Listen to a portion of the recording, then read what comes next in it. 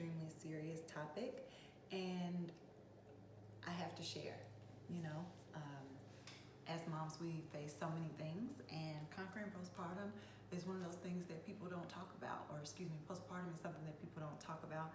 And so I want to shed light to what moms experience, and I also want to shed light on that everyone's experience is going to be different, and there's nothing wrong with that, no matter what that may look like for you.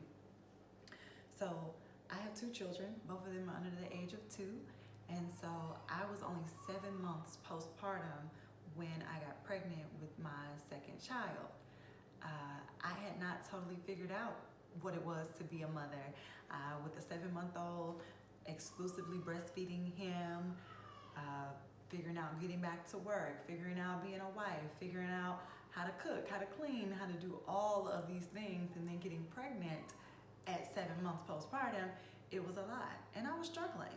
I did not deal with postpartum in a sense of having postpartum depression where I felt the need to sleep in, but I did struggle with postpartum anxiety and being worried a lot, feeling like I was circling and feeling unorganized. I used to be super organized before I had children, and I felt like they took all of that from me. I didn't feel the same whatsoever. And so there were things that I just struggled with flat out. And in that, I want to share that I also didn't feel comfortable sharing that I was struggling with my family and my friends. Yes, my husband knew, but even then I felt shame because I'm like, well, I should be doing this. I should still be doing this. I should be able to do this. All these things playing in my mind just really took me through a lot of spiraling. So I'm sharing this because I feel it's necessary for us to remove that shame of mom's experiences after giving birth to a whole human. Yes, you are a superwoman, okay? I just want to shed light on this topic. I did write some notes, you all, so I'm referring back to them because I want to make sure that I'm portraying and letting you know exactly why this is so important and the things that I have been feeling.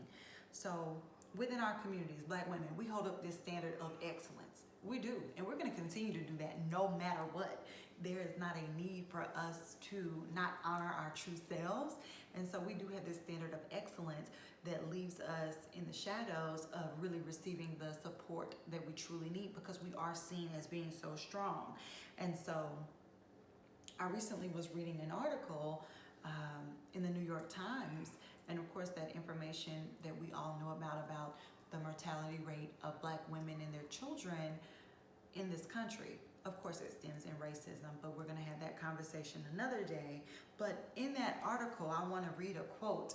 It was by a maternal mental health counselor, and she was quoted saying, "Black women would prefer to seek help from friends, family, and church than a mental health professional." Do you know that to be true? Do you know anyone like that? I know I do. And if I'm being completely vulnerable, I was even discouraged to even tell my loved ones, let alone go see someone about it, that I was struggling. I felt that I should be stronger. I felt that I should figure it out. I felt silly to need more help when I knew single mothers in my own family that had less help than I did. I felt ashamed. I was like, what's wrong with me? What am I not doing right? Why do I feel so down? Why am I spiraling? Why am I not organized? And it did take for me to have my second one to really go ask for the help that I needed, be honest with my doctor. And even when I did share with my doctor, you all, she was like, oh, you've been so strong, I'm sure you'll figure it out. I had to call her back and I had to make another appointment. And I had to say to her, I have 2 children under 2. And I take care of my mother, and I need more support. I need help with navigating this space of returning back to work and taking care of 2 children under 2, being a wife, and being a career mom. I needed help. And so when I did make that second appointment, she heard me, thankfully, and we did put some things in place to ensure that I was doing better. I say all of this to say, let's talk about how we truly feel. I'm encouraging you. I had to do the same thing, and let's get help when we need it. Let's get help when we need it. Like, that is powerful. when you really put things in place and get the help that you need and remove that shame of thinking that something's wrong with you because you need help, there is power in that. There is power in honoring what you need. You will get there. You know, I think I also struggled with feeling like, when is this gonna stop? You know, like, okay, I've been sad for 2 weeks. I've been down for 2 weeks. I should be over this. Research says that postpartum depression, anxiety, rage, OCD can show up within that year, meaning that you could go a whole 7 months of having a child, and then boom, month 8, you may be struggling. Be honest with how you're feeling. And it does look different for everyone. And so I made this shirt, Conquer Postpartum. And so Conquering Postpartum looks different for every mom. Conquering Postpartum is asking your family and friends to sponsor a meal train for you because right now you're unable, lack of energy to be able to cook. Conquering Postpartum could be paying someone to clean your house. If you have those extra funds and you need that support, do so. Conquering Postpartum is letting your partner know that dinner is on them tonight because you don't have the energy. Conquering Postpartum is keeping it real with your family and friends and telling them, I need more support. Will you help me? Conquering Postpartum is taking medicine to manage your mood if it is that extreme, and removing that shame of medicine or removing that shame of mental health professionals from our community. Being that part of the generation that removes that. Conquering Postpartum is crying when you need to.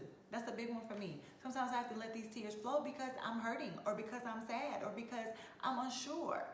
It's okay to cry. Conquering Postpartum is telling the truth. When someone you care about asks you when they ask how you're doing, tell them the truth. That's Conquering Postpartum. All of these things.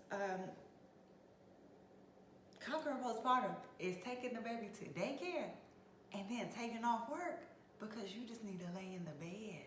That's Conquering Postpartum, okay? All of these things are so critical and so important for your well-being. Conquering Postpartum is joining a mom's group because you would like to know that you're not alone. Shout out to Raising Resilience. So what does Conquering Postpartum look like for you, mama? There's no one size fit all. There's no cookie cutter experience through giving birth to human beings. So I made this shirt as a reminder to myself, hope you can see it, and other moms to push through the challenges while simultaneously honoring your highest needs. I can't stress that enough, that yes, we are excellent and we do survive and we do push through and we do it all. But also being honest and honoring yourself and your self-care and what it is that you need. You can't pour from an empty cup.